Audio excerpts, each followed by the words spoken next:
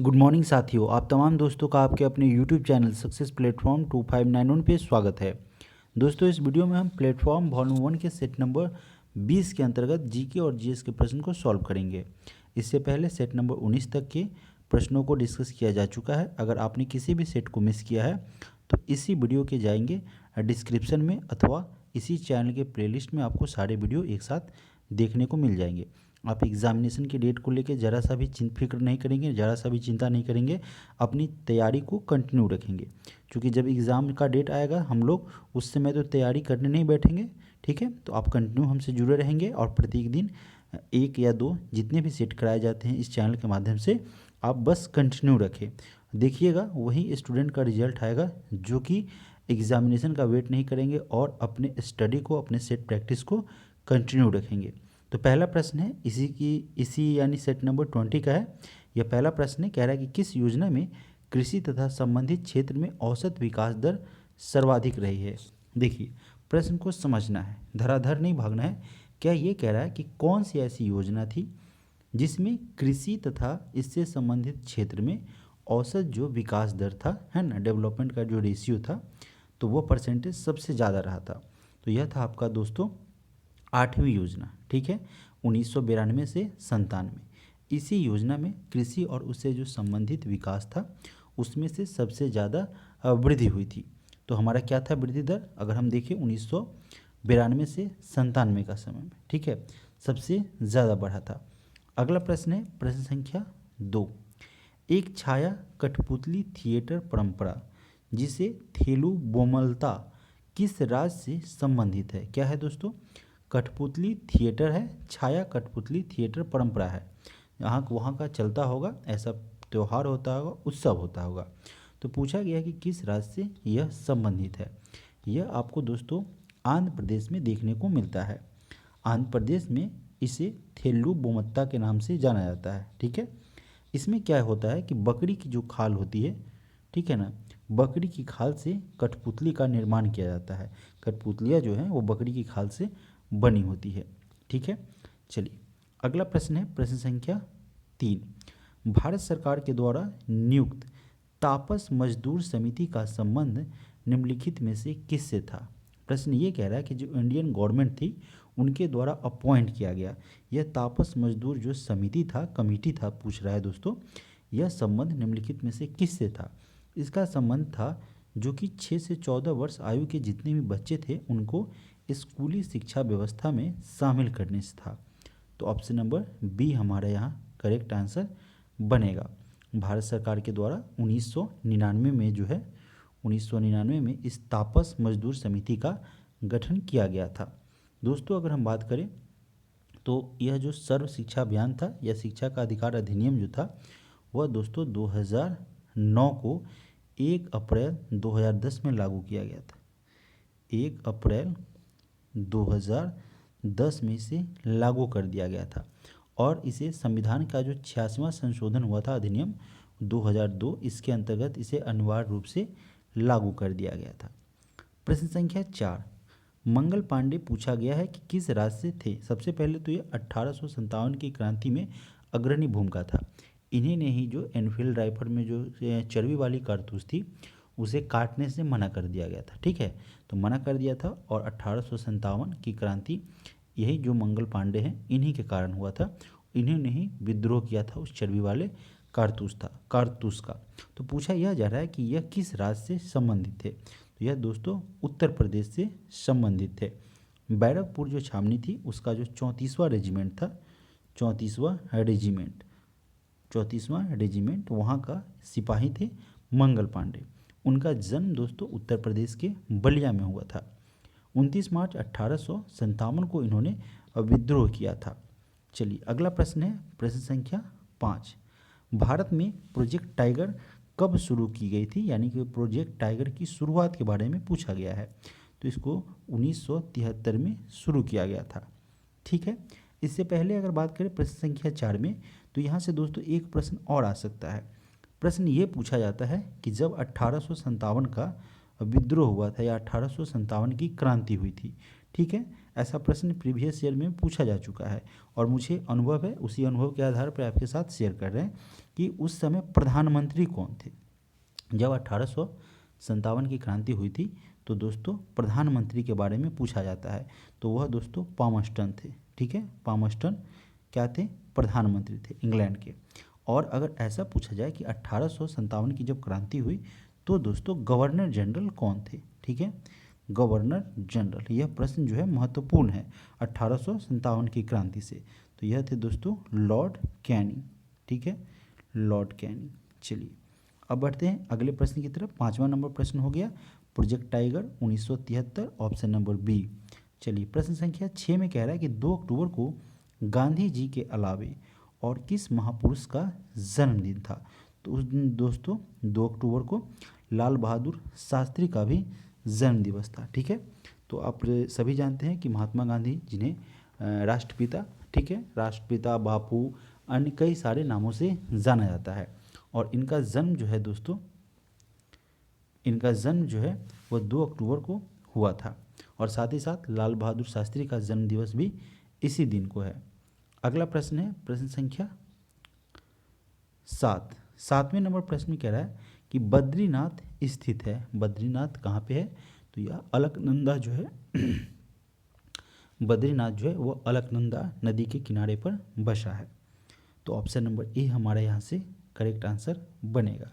साबरमती जो नदी है वहाँ पे दोस्तों उसके किनारे अहमदाबाद नगर बसा हुआ है और सतलज के किनारे दोस्तों लुधियाना है। लुधियाना सतलज नदी के किनारे बसा हुआ है। यमुना के किनारे दोस्तों आगरा है और साथ ही साथ दिल्ली है। प्रश्न ऐसा पूछा जाता है। अगला प्रश्न है प्रश्न संख्या 8। भारत रत्न दिया जाता है, कब दिया जाता है, 26 जनवरी के अवसर पर राष्ट्रपति के द्वारा। ठीक है, तो इसका आंसर क्या हो जाएगा, ऑप्शन नंबर ए। ठीक है, भारत रत्न की शुरुआत 1954 में हुई थी और भारत रत्न के बारे में अगर बात करें तो यह जो है भारत का सर्वोच्च नागरिक सम्मान होता है। यह भारत रत्न जो है इसकी आकृति अगर बात करेंगे तो यह दोस्तों कांस्य से निर्मित रहती है। कांस्य से निर्मित पीपल का पत्ता होता है। ठीक है, पीपल की पत्ती होती है, उसी आकृति का होता है भारत रत्न का पुरस्कार। और इसका जो अगला भाग होता है उसमें सूर्य की आकृति अंकित होती है। इसके पृष्ठ भाग में यानी कि पिछले भाग में अशोक चक्र और सत्यमेव जयते अंकित होता है। प्रश्न संख्या 9। यूनेस्को में सी का अर्थ क्या है दोस्तों। यूनेस्को की अगर बात करें तो इसका फुल फॉर्म दोस्तों अब लिखेंगे नहीं, बता रहे हैं, United Nation Educational Scientific and Cultural Organization होता है।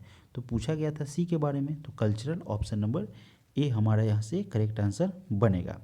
यूनेस्को की बात करें तो इसकी स्थापना 16 नवंबर 1945 को हुई थी। ठीक है, और इसका मुख्यालय जो है वह आपको पेरिस में पड़ता है। ठीक है, वर्तमान में इसके कुल 193 सदस्य हैं और इसी यूनेस्को के द्वारा जो है एक पुरस्कार प्रदान किया जाता है जिसे कलिंग पुरस्कार के नाम से जानते हैं। तो यह इससे संबंधित कुछ महत्वपूर्ण बिंदु थे जो कि एग्जामिनेशन के लिहाज से महत्वपूर्ण पॉइंट थे। प्रश्न संख्या 10 में कह रहा है कि नोवाक जोकोविच एक पेशेवर टेनिस खिलाड़ी हैं और उनका संबंध किस देश से है, तो वह जो है वह सर्बिया के देश से बिलोंग करते हैं। कंट्री इनकी सर्बिया है। तो ऑप्शन नंबर बी यहाँ से हमारा करेक्ट आंसर बनेगा।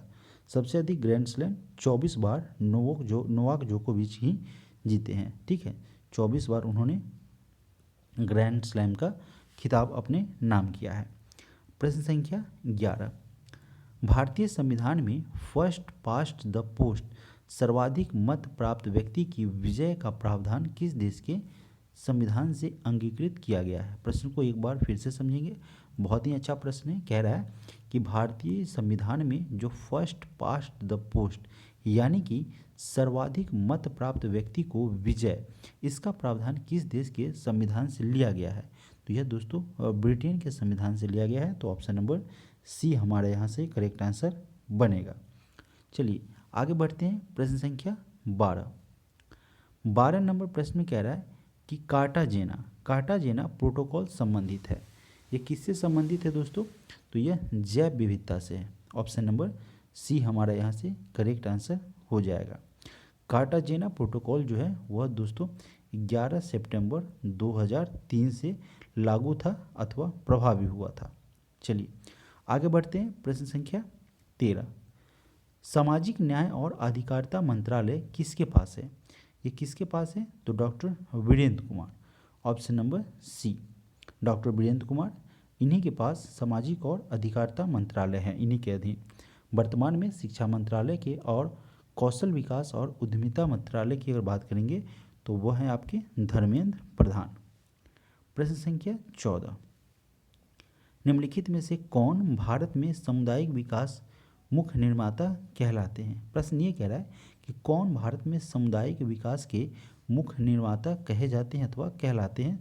तो यह है इसके डे, सुरेंद्र कुमार डे इनका पूरा नाम है। ठीक है, सुरेंद्र कुमार डे भारत के प्रथम सहकारिता और पंचायती राज मंत्री थे। 1952 में भारत सरकार के द्वारा सामुदायिक विकास कार्यक्रम इसे प्रारंभ करने में इनका महत्वपूर्ण योगदान था।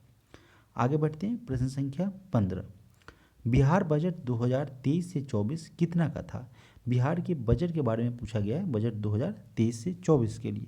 तो यह था दोस्तों यहाँ पे 2,61,885.40 करोड़, यानी कि ऑप्शन नंबर ए हमारा यहाँ से सही आंसर है। प्रश्न संख्या 16, भारत के संविधान में पंचायतों तथा नगर पालिकाओं से संबंध 73वें और 74वें संवैधानिक संशोधन जब हुए उस समय भारत के प्रधानमंत्री दोस्तों कौन थे? उस समय भारत के प्रधानमंत्री पीवी नरसिम्हा राव थे, जब 73वां और 74वां संविधान संशोधन अधिनियम 1992 हुआ था। ठीक है, पीवी नरसिम्हा राव उस समय प्रधानमंत्री थे भारत के। इनका कार्यकाल की अगर बात करेंगे तो इनका कार्यकाल 1991 से लेकर 96 के मध्य रहा था। ठीक है, चलिए आगे बढ़ते हैं। प्रश्न संख्या 17, निम्नलिखित में से कृष्णा नदी की एक सहायक नदी कौन सी है? कृष्णा नदी की सहायक नदी दोस्तों घाटप्रभा है। ठीक है, घाटप्रभा ऑप्शन नंबर बी यहाँ से हमारा सही आंसर हो जाएगा। हम कृष्णा नदी के बारे में अगर बात करें तो यह आपको पश्चिमी घाट से निकलती है। महाबलेश्वर जो है, महाबलेश्वर के पश्चिमी घाट से निकलती है, पश्चिमी घाट से निकलती है। और इसका रेंज जो है दोस्तों 1401 किलोमीटर लगभग इसका रेंज रहता है। और ऐसे होती हुई यह डेल्टा का निर्माण करती है और बंगाल की खाड़ी में जाके मिल जाती है। प्रश्न संख्या 18, अंतर्राष्ट्रीय क्रिकेट काउंसिल इसके द्वारा यानी कि आईसीसी 2024 में T20 क्रिकेट विश्व कप की मेजबानी किस देश को सौंपा गया है? तो वेस्ट इंडीज और अमेरिका, यानी कि ऑप्शन नंबर सी हमारा यहाँ से करेक्ट आंसर होगा। प्रश्न संख्या 19, भारत के नए जो अटॉर्नी जनरल है इनके रूप में किसे नियुक्त किया गया है? भारत के नए अटॉर्नी जनरल ऑफ इंडिया जो है वह आर वेंकटरमणी है, यानी कि ऑप्शन नंबर बी हमारा यहाँ से सही आंसर हो जाएगा। चलिए आगे बढ़ते हैं। प्रश्न संख्या 20, revolutionaries the stories of how India वोन इट्स फ्रीडम, इस पुस्तक के लेखक कौन है? यहाँ पे पुस्तक का शीर्षक दिया गया है दोस्तों revolutionaries other stories of how India वोन इट्स फ्रीडम पुस्तक। ठीक है, इस शीर्षक से लिखा गया इस पुस्तक को संजीव सान्याल के द्वारा। अगला प्रश्न है प्रश्न संख्या 21, जर्मनी के नए चांसलर कौन बने हैं? तो ये दोस्तों ओलाफ स्कोल्ज बने हैं। ठीक है, जर्मनी के नए चांसलर। इससे एंजेला मर्कल के 16 साल का राज जो है समाप्त हुआ। पहले जो है एंजेला मर्कल जो है वह जर्मनी की चांसलर हुआ करती थी और वह 16 वर्ष तक थी। प्रश्न संख्या 22, विश्व में रेल मार्ग का सर्वाधिक विस्तार किस देश में है? सबसे ज़्यादा अमेरिका में है दोस्तों। तो ऑप्शन नंबर ए हमारे यहाँ से करेक्ट आंसर हो जाएगा। इसके अलावा चीन जो है वह सेकेंड स्थान पर। ठीक है, चलिए आगे बढ़ते हैं। प्रश्न संख्या 23, लोकनायक जयप्रकाश नारायण को भारत रत्न किस वर्ष दिया गया था? तो इनको मरणोपरांत मिला था 1999 में। चलिए आगे बढ़ते हैं। प्रश्न संख्या 24, उत्तरी गोलार्ध में सबसे बड़ा दिन कब होता है? देखिए यहाँ दिन और रात एक नहीं पूछा रहा है, कौन सा दिन जो है, कौन सी तारीख जो है वह सबसे बड़ा होता है। तो 21 जून का जो 21वीं तारीख होती है जून महीने का, वह उत्तरी गोलार्ध में सबसे बड़ा दिन होता है। ठीक है, 21 मार्च की अगर बात करेंगे, 21 मार्च, ठीक है, और 23 सितंबर, उस दिन दिन और रात क्या होते हैं, दिन और रात आपका डे और नाइट इक्वल होता है, विषुवत रेखा कहा जाता है उस समय। ठीक है, उसे इस स्थिति को विषुव के नाम से जाना जाता है। अगला प्रश्न है प्रश्न संख्या 25, अशोक के किस शिलालेख में आत्मनियंत्रण की शिक्षा दी गई है। तो यह शिक्षा दिया गया है छठे शिलालेख में। ऑप्शन नंबर बी हमारा यहाँ से करेक्ट आंसर हो जाएगा। अशोक के कुल 9 के आसपास शिलालेख थे।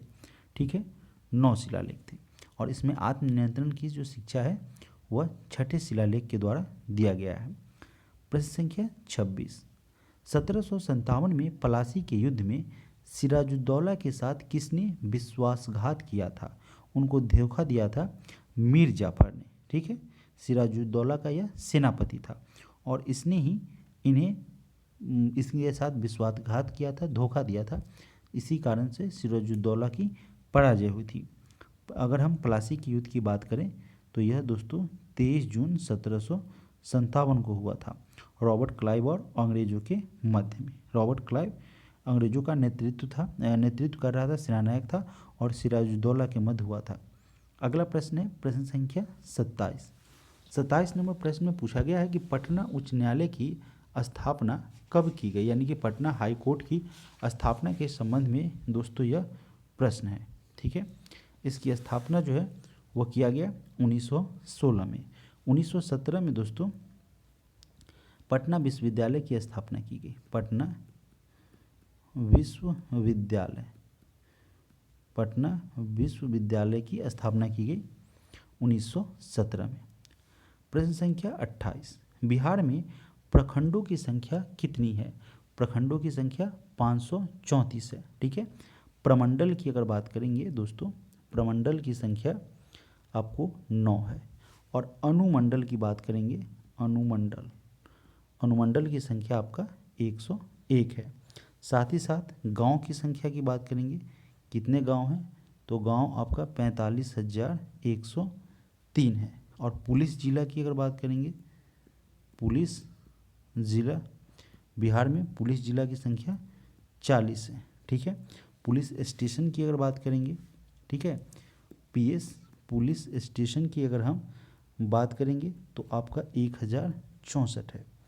अगला प्रश्न है प्रश्न संख्या 29 नंबर प्रश्न में कह रहा है कि निम्न में से बिहार की सबसे ऊंची पहाड़ी कौन सी है। तो यह है दोस्तों कैमूर की पहाड़ी।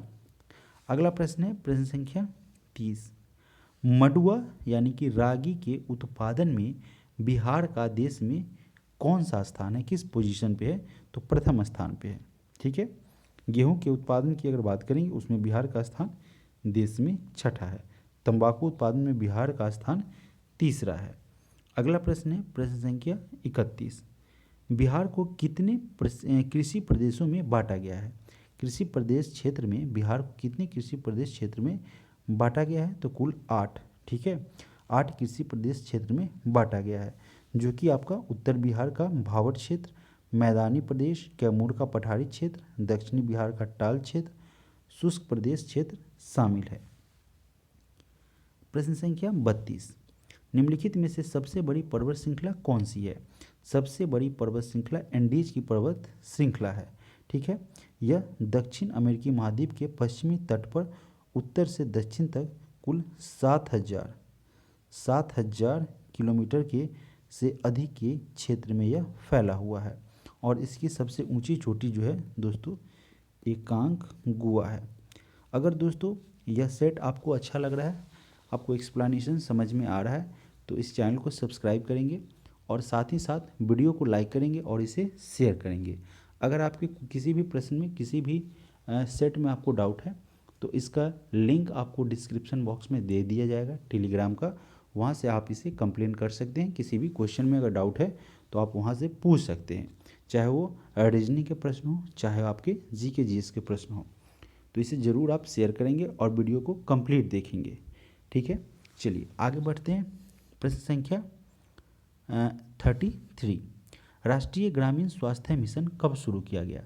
इसकी शुरुआत जो है दोस्तों अप्रैल 2005 में की गई, 12 अप्रैल 2005 को। ठीक है, 12 अप्रैल 2005 को राष्ट्रीय ग्रामीण स्वास्थ्य मिशन प्रारंभ किया गया था।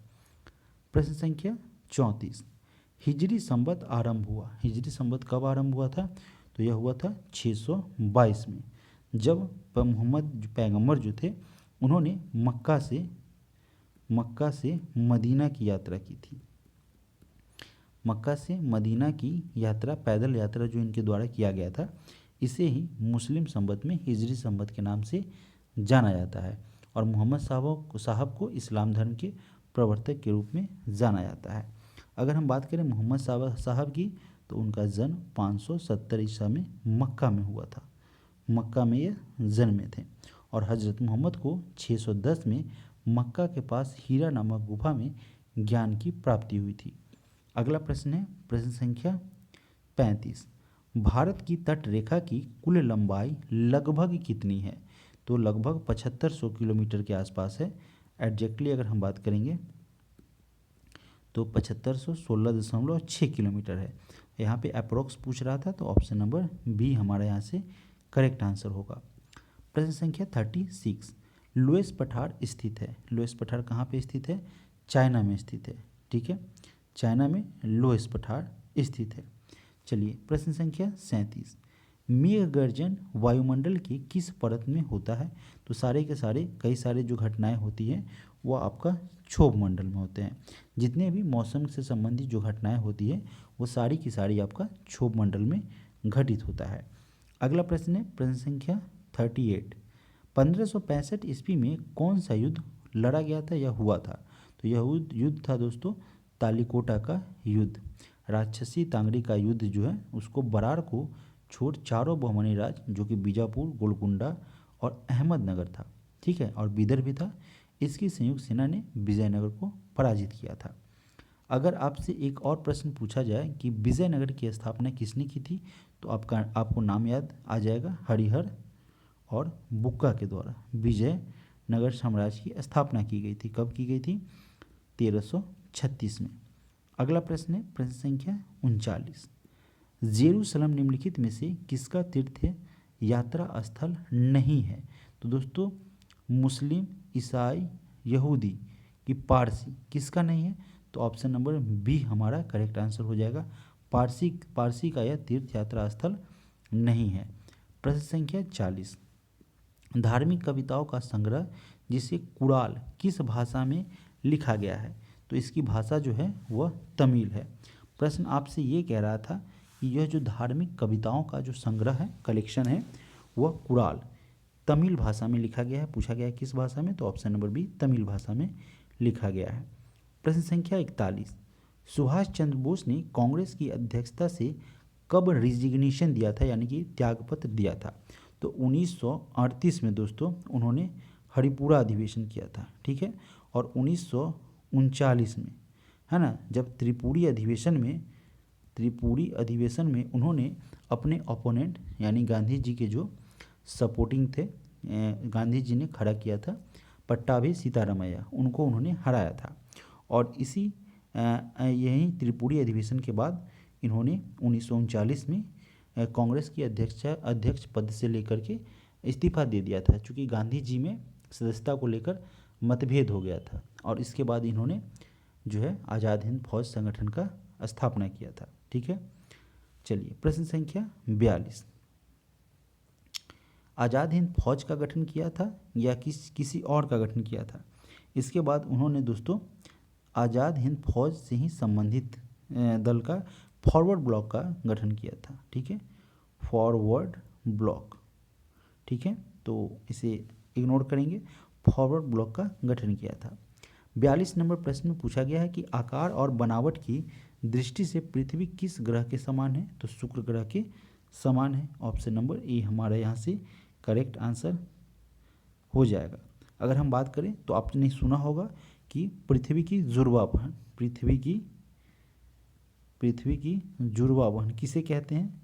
जुड़वा बहन कहा जाता है शुक्र को। ठीक है, यह पृथ्वी की तरह ही है, लगभग इसका द्रव्यमान 81.5% है।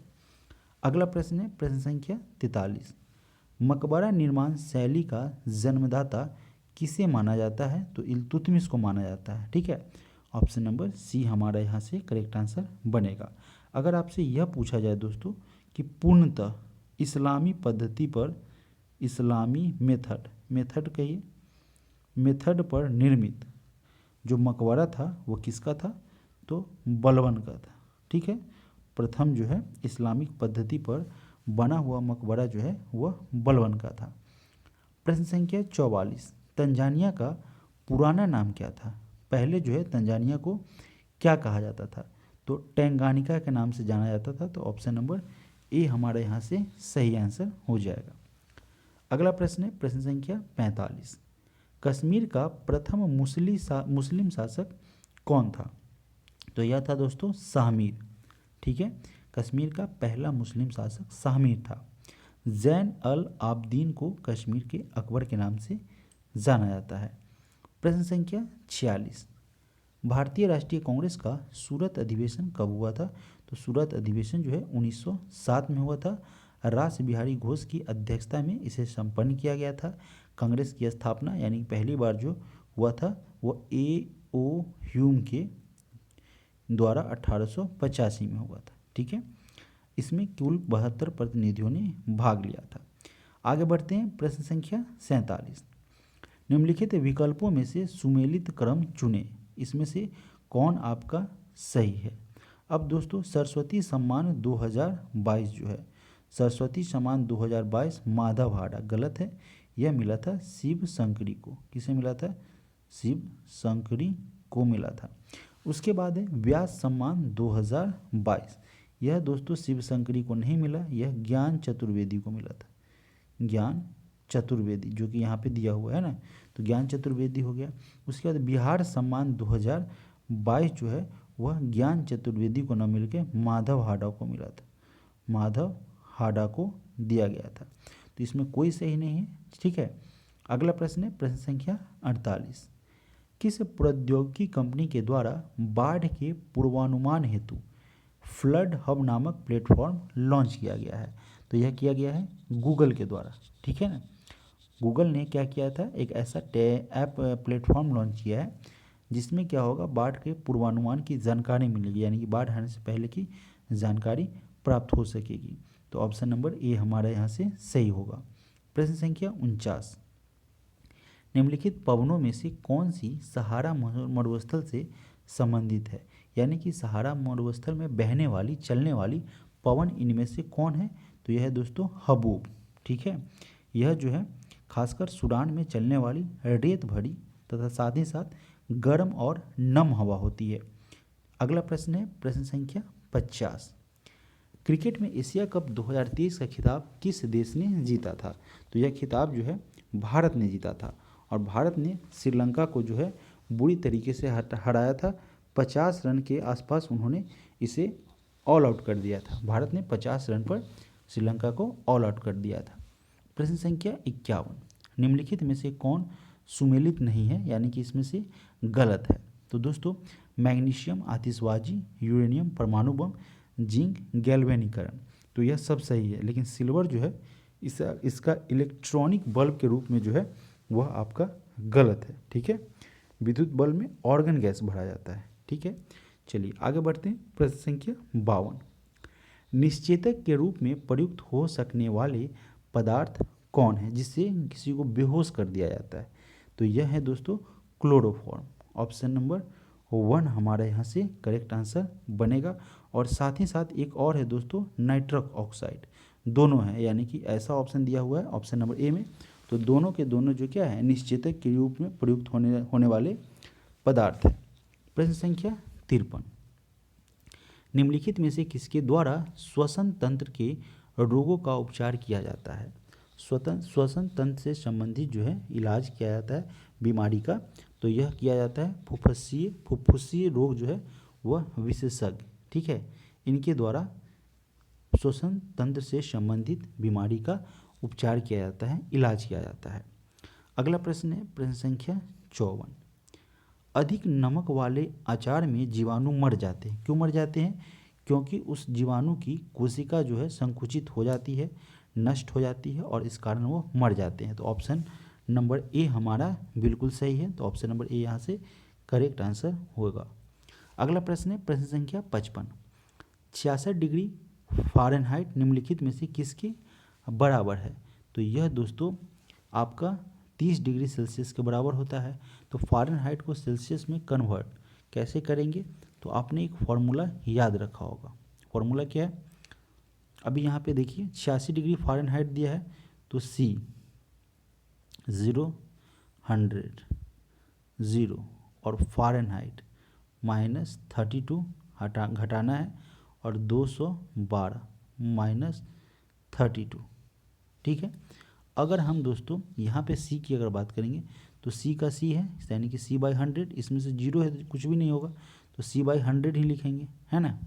देखिए तो यहाँ पे C/100 और साथ ही साथ फ़ारेनहाइट यहाँ पे 86 दिया हुआ है, तो 86 - 32 और 212 - 32। अगर आप इसे सॉल्व करेंगे तो कितना आएगा? 6 में से 2 गया 4 और 8 में से 3 गया 5, 54 आया। और यहाँ पे भी 32 है, तो 2 में से 2 गया 0, 11 में से 3 गया 8, यानी कि 180 हो गया। यानी कि C/100 और 54/180, है ना। 9 छक 54, 9 दूनी 18, 20 हो गया। 2 से 3 बार में, 2 से 10 बार में, और 10 से यह 10 बार में कट जाएगा, यानी 10 तिहाई 30 हो जाएगा। समझ रहे हैं? तो ऑप्शन नंबर बी यहाँ से हमारा करेक्ट आंसर बनेगा। प्रश्न संख्या 56 कह रहा है कि सूची 1 को सूची 2 के साथ सुमेलित कीजिए। अब यहाँ पे फॉर्मिक अम्ल है, टार्ट्रिक अम्ल है, यहाँ पे ग्लूटेमिक अम्ल है और लैक्टिक अम्ल है। तो फॉर्मिक अम्ल आप सुनते होंगे चींटी काटती है, तो डंस टाइप का होता है, तो यह चींटियों के काटने से होता है। तो ए का 4 हो जाएगा। तो ए का 4 दोस्तों जो है, देखिए और ऊपर थोड़ा सा ले आते हैं ना, फॉर्मिक अम्ल चींटियों के काटने से, तो ए का 4। ए का 4 आपका डी में नहीं है और ए में नहीं, कट गया, या तो बी या सी होगा। अब लैक्टिक अम्ल दूध में आप जानते हैं, यानी कि डी का 1, तो डी का 1 इस दोनों में है। चलिए तो यहाँ पे हो गया। उसके बाद टार्ट्रिक अम्ल, तो टार्ट्रिक अम्ल इमली में होता है, यानी कि बी का 3। अब बी का 3 ऑप्शन नंबर बी में है, यहाँ पे है ना, तो ऑप्शन नंबर बी यहाँ से हमारा सही हो जाएगा। बहुत ही आसान था। अगर आपको इसी तरीके से थोड़ा थोड़ा भी याद है, 2-3 अगर आपको याद है, तो आप आंसर तक पहुँच सकते हैं। और एक आपका बच गया ग्लूमेटिक अम्ल, तो यह किस में होगा? गेहूं में होगा। अगला प्रश्न है प्रश्न संख्या 57। निम्न में से कौन परमाणु रिएक्टर के मंदक के रूप में कार्य नहीं करता है? तो भारी जल ड्यूटेरियम ऑक्साइड का D2O का यूज़ किया जाता है। और दोस्तों ग्रेफाइट का रूप जो है मंदक के रूप में किया जाता है। और बोरोलियम ऑक्साइड की अगर बात करें तो यह भी दोस्तों मंदक के रूप में किया जाता है। और कैडमियम और बोरोन की जो छड़ है, ठीक है ना, उसका उपयोग जो है इसके नियंत्रण के लिए किया जाता है। किसके लिए किया जाता है? परमाणु रिएक्टर में मंदक के रूप में बेरिलियम ऑक्साइड, जल, ग्रेफाइट, इन सब का यूज़ किया जाता है। लेकिन कैडमियम और जो बोरोन की छड़ होती है इसका उपयोग में लाया जाता है। किसके लिए? नियंत्रण के लिए। किसके लिए? नियंत्रण के लिए, कैडमियम और बोरोन की छड़ों का।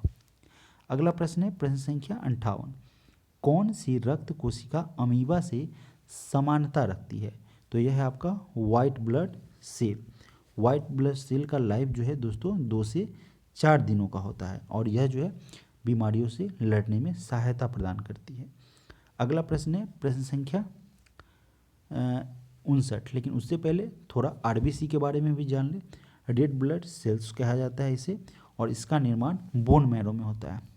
आरबीसी का निर्माण जो है दोस्तों बोन मैरो में होता है। कहाँ पे होता है? बोन मैरो में। ठीक है। स्प्लीन में यह नष्ट हो जाता है, जिसे प्लीहा कहा जाता है। तो स्प्लीन को, यानी कि प्लीहा को ही आरबीसी का कब्रगाह कहा जाता है, क्योंकि यहीं पे आके वो नष्ट होता है। और आरबीसी का जो है लाइफ 120 दिनों का होता है कार्यकाल। चलिए आगे बढ़ते हैं। अगला प्रश्न है प्रश्न संख्या 59।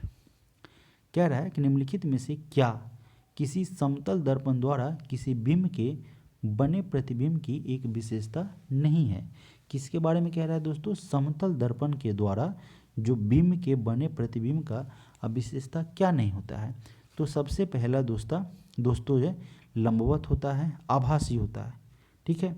और दोस्तों पार्श्विक उल्टा होता है, वास्तविक तो होगा नहीं, पिक्चर जो भी बनेगा वो काल्पनिक बनेगा। तो ऑप्शन नंबर ए हमारा यहाँ से करेक्ट आंसर बन जाएगा। प्रश्न संख्या 60 कह रहा है कि इलेक्ट्रॉनिक उपकरणों में मेमोरी का मात्रक बाइट होता है, तो 1 GB गीगा बाइट का सही मान क्या है? 1 GB बराबर 224 MB, यानी कि ऑप्शन नंबर बी यहाँ से हमारा सही हो जाएगा। अगला प्रश्न है प्रश्न संख्या 61 लेजर का उपयोग किस में नहीं होता है, नहीं किया जाता है?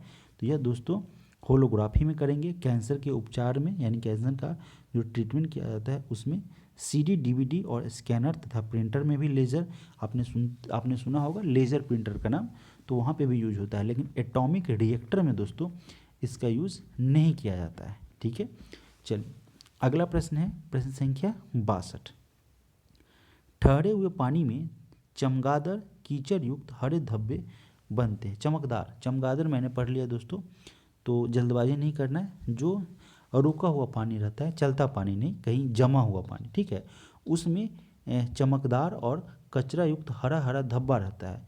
तो यह क्या होता है? शैवाल होते हैं, कवक होते हैं, विषाणु होते हैं, परजीवी होते हैं। तो दोस्तों यह हरा शैवाल होता है। तो 62 का ऑप्शन नंबर ए हमारा यहाँ से करेक्ट आंसर बनेगा। प्रश्न संख्या 63 या आप दोस्तों जहाँ पे कल देखे होंगे चापाकल, वहाँ पे भी पानी जो बार बार निकलते रहता है और जो किसी गड्ढे में जाकर रुकता है, तो आप कल पे देखते होइएगा चापाकल के पास जहाँ पे उसका बहाव रहता है वहाँ पे आपको हरा हरा जम जाता है। प्रश्न संख्या 63 एक समुद्री मील किसके बराबर होती है? तो यह दोस्तों 6080 फीट के बराबर होती है। तो 63 का ऑप्शन नंबर डी हमारा यहाँ से सही हो जाएगा। समुद्री मील को की मात्रक की अगर समुद्री मील जो है वह दूरी एक मात्रक होता है दूरी का, है ना, नॉटिकल मील। प्रकाश वर्ष लंबी दूरी का मात्रक होता है। अगला प्रश्न है प्रश्न संख्या 64 हॉर्स अक्षांश किसके वायुमंडलीय दाब कटिबंधों में होते हैं? किस में होते हैं? उपोष्ण उच्च दाब में। जो हॉर्स अक्षांश होते हैं वह उपोष्ण उच्च दाब कटिबंध में पाए जाते हैं। प्रश्न संख्या 65 जब हम केंचुओं पर साधारण नमक छिड़कते हैं तो वह मर जाता है, किसके कारण मरता है, क्यों मरता है? तो यह दोस्तों इस घटना को कहते हैं परासरणी प्रघात। जब नमक जो है केंचुए के बॉडी पे पड़ता है, मान लीजिए कि यह केंचुआ है, ठीक है ना, इसके ऊपर जब नमक पड़ेगा तो इसमें इसके अंदर से पानी क्या होगा, बाहर आ जाएगा। तो यह परासरणी प्रघात के कारण जो है उसकी डेथ हो जाती है। प्रश्न संख्या 66 किसी पदार्थ को मोलर विशिष्ट ऊष्मा क्षमता कितनी होती है? कितनी होती है दोस्तों? वह होती है 1/U, ठीक है ना। और यह आप इसे याद करेंगे, है ना, इस फॉर्मूला को आप रट लेंगे, यही इसका आंसर है। अगला प्रश्न है प्रश्न संख्या 67 मलेरिया रोधी दवा कुनैन एक पौधे से बनाई जाती है, उस पौधे का क्या नाम है? सिनकोना। ऑप्शन नंबर डी यहाँ से हमारा करेक्ट आंसर बनेगा। प्रश्न संख्या 68 शरीर में भोजन एक लंबी ट्यूब से होकर गुजरता है जो कि डैश है, कहाँ से शुरू होता है? मुख गुहा से इसका स्टार्टिंग होता है, ठीक है, स्टार्टिंग यह दोस्तों मुख गुहा से होता है और अंत में जो जाती हुई कहाँ पे पहुँचता है? मलाशय के पास, ठीक है। तो इसका शुरुआत मुख गुहा से होता है। मुख गुहा के बाद जो है वह ग्रसनी में जाती है, ग्रसनी, ठीक है, गुहिका में, फिर ग्रास नली में, ग्रास नली में, फिर यह अमाशय में जाएगी, अमाशय में जाने के बाद छोटी आंत में जाएगी, छोटी आंत में जाएगी, फिर यहाँ से बड़ी आंत में हो जाएगी, बड़ी आंत में, और ऐसे जाके अंत में मलाशय, है ना। ये पूरा जो प्रक्रिया जो होता है यह कुल मिला के 10 से 14 मीटर तक जो है यह आहार नाल की लंबाई होती है। प्रश्न संख्या 69 गलघंड जो है जिसको घेंगा कहते हैं, ठीक है ना, तो वर्धित अवॉटू ग्रंथि का बढ़ना मुख्यतः किसकी कमी के कारण होता है? तो यह आयोडीन की कमी से घेंघा रोग होता है, जिसको गलघंट कहते हैं। ऑप्शन नंबर बी यहाँ से हमारा सही हो जाएगा। युवा व्यक्ति में HIV एड्स होने की आशंका निम्नलिखित लक्षणों में से किस एक से अधिकांश संबंध होती है? क्यों होती है? तो यह होगा दोस्तों तीव्र दीर्घ अस्थायी शिरोवेदना। आखिर है क्या ये, क्या कहने का मतलब है इसका? तो जब जो है यह जो है जिस मरीज को या जिस व्यक्ति को जो HIV एड्स से ग्रसित होगा तो उसको क्या होगा? तेज दर्द होगा, है ना, बुखार होगा, और डे बाय डे जो है उसकी रोग प्रतिरोधी क्षमता घटती जाएगी। तो यही है आपका ऑप्शन नंबर डी। जब हम अपनी पसंद का कुछ खाते हैं तो हमारे मुंह में पानी आ जाता है। यह वास्तव में पानी नहीं होता बल्कि तरल होता है। क्या होता है? लार ग्रंथि से स्रावित होता है लार। तो ऑप्शन नंबर सी यहाँ से हमारा करेक्ट आंसर बनेगा। लार जो है वो 98% जो है वह जल होता है इसमें। प्रश्न संख्या 72, निम्नलिखित में से कौन से एक समूह में सिर्फ जैव निम्नीकरण समूह है? कौन है? तो यह दोस्तों काष्ठ, घास और चर्म। यह क्या है? जैव निम्नकरणीय समूह का उदाहरण है। जैव निम्नकरणीय क्या होता है? तो वह पदार्थ है जो जैविक प्रक्रम से अपघटित होता है। अगला प्रश्न है प्रश्न संख्या 73 नंबर प्रश्न में पूछा गया है कि कुत्ते के काटने से रेबीज हो सकता है। निम्नलिखित अन्य जानवरों में से भी कौन सा रेबीज का कारण बन सकता है? तो चमगादड़ के काटने से भी हो सकता है, और बंदर, ठीक है ना दोस्तों, बंदर के काटने से भी रेबीज रोग हो जाता है। प्रश्न संख्या 74, नाइट्रोजन की सामान्य संयोजकता कितनी है? तो इसकी संयोजकता जो है वह 3 है दोस्तों, ठीक है। नाइट्रोजन रंगहीन और साथ ही साथ गंधहीन होती है। यह हवा से हल्की होती है और जल में बहुत ही कम घुलनशील होती है। अगला प्रश्न है दोस्तों जो कि सेट नंबर 20 का अंतिम प्रश्न है, प्रश्न संख्या 75। हाइड्रा की निमेटोसिस्ट में जहरीला तरल पदार्थ मौजूद है, वह क्या है दोस्तों? तो वह है आपका हिप्रोटॉक्सिन। ऑप्शन नंबर बी हमारे यहाँ से करेक्ट आंसर हो जाएगा। यह जो है हाइड्रा की निमेटोसिस्ट में हिप्रोटॉक्सिन नामक जहरीला एक तरल पदार्थ मौजूद होता है। हाइड्रा के बारे में आप जानते हैं कि इसमें रक्त नहीं होता, ब्लड नहीं होता है, और हाइड्रा में पुनर्जनन करने की क्षमता पाई जाती है। तो दोस्तों मिलेंगे आपसे अगले वीडियो में सेट नंबर 21 के साथ।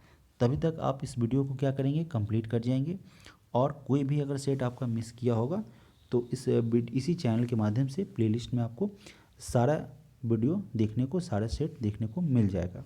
तो आप सभी लोगों का इस चैनल के साथ जुड़े रहने के लिए बहुत बहुत धन्यवाद।